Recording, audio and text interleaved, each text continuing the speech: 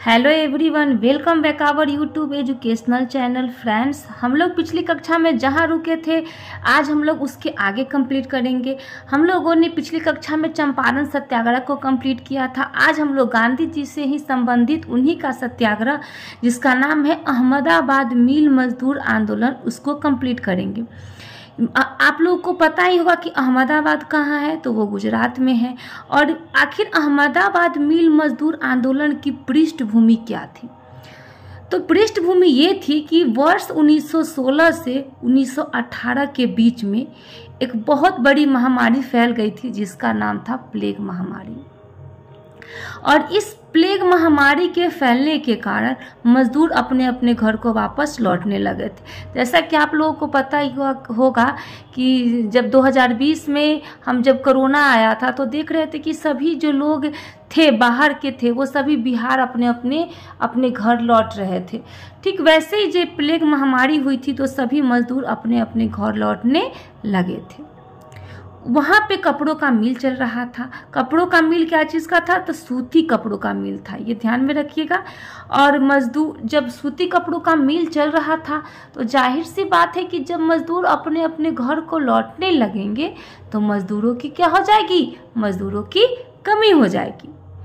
जब मजदूरों की कमी होने लगी तो मिल मालिक ने एक तरकीब सोचा। वो तरकीब क्या थी कि उन्होंने कहा कि हम क्या करेंगे, 100% बोनस देंगे। यानी कि जिसकी सैलरी 50 रुपये है उसकी सैलरी दुगनी हो जाएगी, 100 रुपये हो जाएगी। अब ये बातें सुनकर जो बहुत सारे मजदूर जो थे वो रुक गए और बहुत सारे मजदूर इसको ठुकरा के अपने घर वापस भी चले गए। अब क्या हुआ कि इसके आगे जब 1918 में प्लेग महामारी थोड़ा धीमा हुआ। जब धीमा हुआ तो लोग क्या किए, मजदूर अपने घर से वापस लौटने लगे।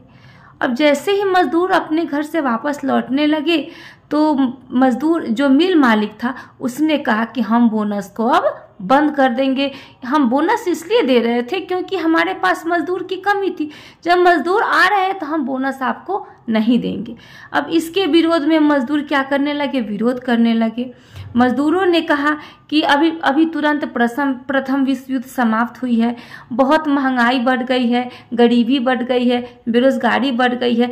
ऐसी स्थिति में अगर आप हमारे बोनस को कम कर दीजिएगा, बंद कर दीजिएगा तो फिर हमारी क्या हालत होगी। अब एक तरफ मजदूर और दूसरी तरफ मिल मालिक होता है और ऐसी परिस्थितियों में मामला बिगड़ जाता है। अब एक तरफ मजदूर होता है और एक तरफ मिल मालिक होता है और दूसरी तरफ मजदूर होता है। मिल मालिक जो थे उसका नाम था अंबालाल साराभाई। ये क्वेश्चन पूछा जाता है। तो मिल मालिक का नाम था अंबालाल साराभाई, याद रखिएगा। और मजदूर की तरफ से नेतृत्व कौन कर रही थी? अनसुईया बेन। कहा जाता है कि ये अंबालाल साराभाई की ही मुंह बोली बहन थी। तो अनसुईया कह रही थी कि आपको 100% बोनस देने होंगे, लेकिन मिल मालिक कह रहा था कि हम 100% देंगे। फिर अनसुईया बेन ने कहा कि 50% दीजिए। तो ये क्या बोले ठीक है हम 20% देंगे मिल मालिक। अब अनसुईया बेन ने कहा कि अब आप नहीं मानेंगे, तो उन्होंने क्या किया, महात्मा गांधी को निमंत्रण दे दिया। कौन निमंत्रण दिया? तो अनसुईया बेन जो थी वो निमंत्रण दी किसको? महात्मा गांधी को अहमदाबाद आने के लिए। जब महात्मा गांधी को ये सारी बातें पता चलेगी, जब वो आएंगे ये सारी बातें पता चलेगी तो महात्मा गांधी बोलेंगे कि ठीक है, अगर ये मामला सही तरीके से नहीं निपटता है तब हम क्या करेंगे, भूख हड़ताल करेंगे।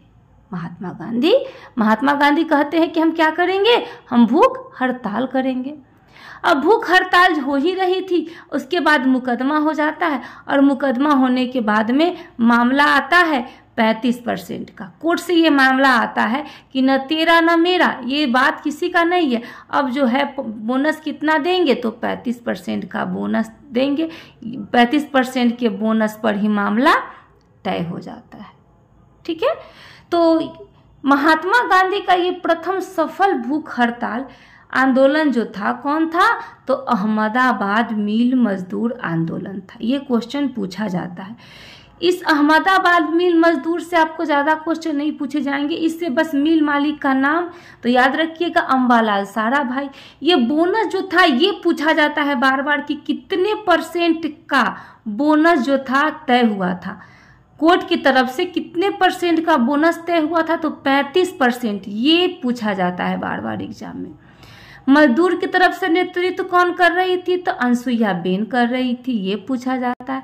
फिर पूछा जाता है कि ये जो फैक्ट्री किस चीज की थी, तो फैक्ट्री थी सूती कपड़ों का। बस इससे ज्यादा इससे कोई प्रश्न नहीं पूछे जाते हैं। और एक चीज, अहमदाबाद जो मिल मजदूर आंदोलन वो होता है वो फरवरी 1917 में होता है, ये डेट याद रखिएगा, फरवरी 1917 में। अब हम लोग आगे देखते हैं खेरा आंदोलन। 2 आंदोलन 1918 में हुआ था, एक हुआ था अहमदाबाद मिल मजदूर आंदोलन और दूसरा हुआ था खेरा आंदोलन।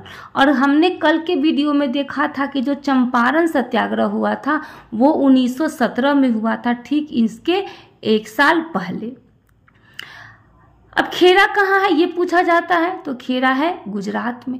अब खेरा आंदोलन की पृष्ठभूमि क्या थी, तो ये इसकी पृष्ठभूमि थी कि वर्ष 1916 से 18 के बीच में भीषण अकाल पड़ा, और जाहिर सी बात है कि जब भीषण अकाल पड़ेगा तो किसानों की पैदावार कम होगी, किसानों की आय भी कम होगा।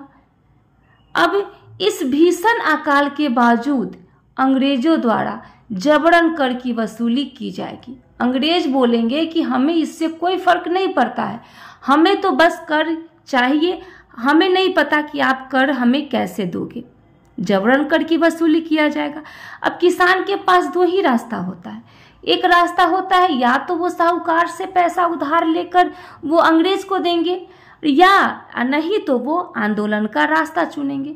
तो किसानों ने क्या किया, कहा कि नहीं, अब हम साहूकार से पैसा लेके उधार लेके हम अंग्रेजों को नहीं देंगे, हम आंदोलन का रास्ता चुनेंगे।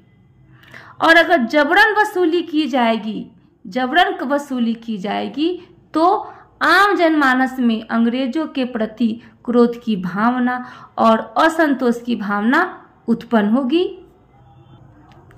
और यही क्रोध और असंतोष लोगों को सड़कों पर आने के लिए विवश कर देगी, और एक सत्याग्रह होगा। उसी सत्याग्रह को हम खेरा सत्याग्रह कहते हैं।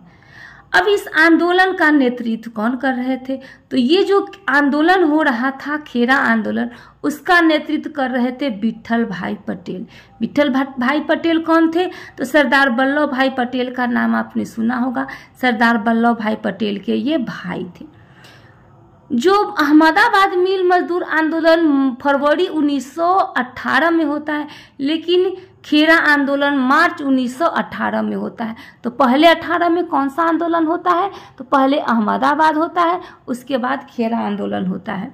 अब इसी में सरदार वल्लभ भाई पटेल महात्मा गांधी को निमंत्रण देकर बुलाते हैं, और महात्मा गांधी इसमें शामिल होते हैं। और महात्मा गांधी कब शामिल होते हैं, तो ये एग्जाम में पूछा जाता है कि खेरा आंदोलन में महात्मा गांधी किस तारीख को शामिल हुए थे, तो ये डेट आपको याद रखना होगा, 22 मार्च 1918। महात्मा गांधी के साथ नरहरि पारेख, महादेव देसाई और इंदुलाल याग्निक। ये कितनी बार इंदुलाल याग्निक के बारे में कितनी बार बीपीएससी में पूछा गया है। इंदुलाल याग्निक एक्टिव हुआ करते थे। गांधी जी ने कहा कि मैं अभी अभी चंपारण जो सत्याग्रह हुआ है वह चंपारण सत्याग्रह मैं अभी अभी सफल करके आया हूँ। गांधी जी कहते हैं कि अगर जो कर देने में सक्षम है उसी से कर वसूली की जाए, और अगर जो कर देने में सक्षम नहीं है उस पे जबरदस्ती नहीं की जाए। अगर आप जबरन कर वसूली करेंगे तो हम क्या करेंगे, आंदोलन करेंगे। अब क्या होता है, अफगान आंदोलन की सुगबुगाहट होती है, और अंग्रेजों को पता होता है कि गांधी जी अभी तुरंत चंपारण सत्याग्रह करके आए हैं, अगर यहाँ भी आंदोलन हो गया तो हमें बहुत भारी नुकसान होगी। अचानक अंग्रेजों ने एक ऐलान कर दिया। वो ऐलान किया था कि जो स्वेच्छा से कर देना चाहते हैं उनसे ही हम कर की वसूली करेंगे, या उनसे ही कर की वसूली की जाए। और तब गांधी जी का आंदोलन क्या होता है, सफल होता है। तो अभी हमने गांधी जी के 2 आंदोलन के बारे में पढ़ा है। इसमें जो अभी खेरा आंदोलन है, इससे ज़्यादा क्वेश्चन नहीं पूछे जाते। इससे पूछे जाते हैं कि खेरा आंदोलन का नेतृत्व कौन कर रहा था, तो विठल भाई पटेल कर रहे थे। उसके बाद ये पूछा जाता है कि ये खेरा जो है कहाँ है, तो गुजरात में है। ये किससे संबंधित है, किसानों से संबंधित है। तो ये सभी बातें इसमें पूछी जाती है। उम्मीद करते हूँ कि आप लोगों को हमारा वीडियो पसंद आया होगा। बने रहिए हमारे साथ, मिलते हैं नेक्स्ट वीडियो में नेक्स्ट टॉपिक के साथ। धन्यवाद।